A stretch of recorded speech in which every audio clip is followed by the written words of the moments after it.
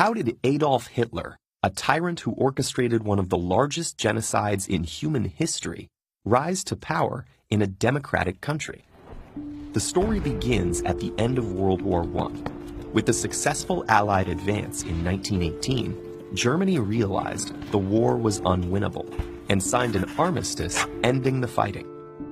As its imperial government collapsed, civil unrest and worker strikes spread across the nation. Fearing a communist revolution, major parties joined to suppress the uprisings, establishing the parliamentary Weimar Republic. One of the new government's first tasks was implementing the peace treaty imposed by the Allies. In addition to losing over 1/10 of its territory and dismantling its army, Germany had to accept full responsibility for the war and pay reparations, debilitating its already weakened economy. All this was seen as a humiliation by many nationalists and veterans.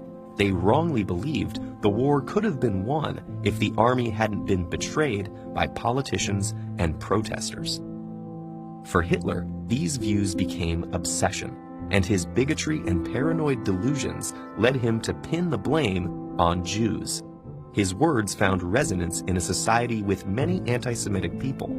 By this time, hundreds of thousands of Jews had integrated into German society, but many Germans continued to perceive them as outsiders. After World War I, Jewish success led to ungrounded accusations of subversion and war profiteering.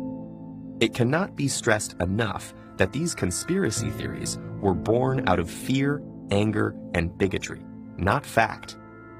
Nonetheless, Hitler found success with them. When he joined a small nationalist political party, his manipulative public speaking launched him into its leadership and drew increasingly larger crowds. Combining anti-Semitism with populist resentment, the Nazis denounced both communism and capitalism as international Jewish conspiracies to destroy Germany. The Nazi Party was not initially popular. After they made an unsuccessful attempt at overthrowing the government, the party was banned, and Hitler jailed for treason. But upon his release about a year later, he immediately began to rebuild the movement. And then, in 1929, the Great Depression happened.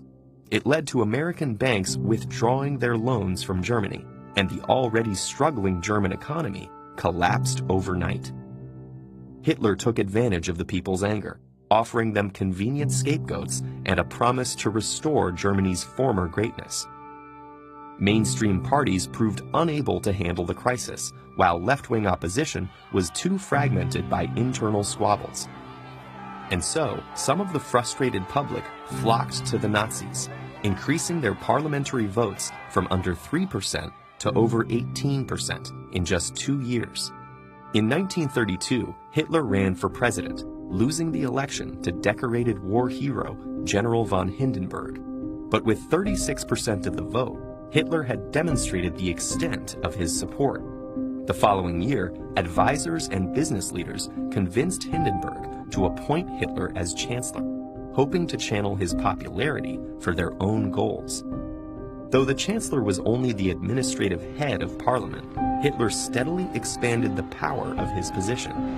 While his supporters formed paramilitary groups and fought protesters in the streets, Hitler raised fears of a communist uprising and argued that only he could restore law and order.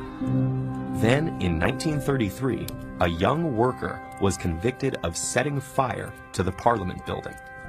Hitler used the event to convince the government to grant him emergency powers.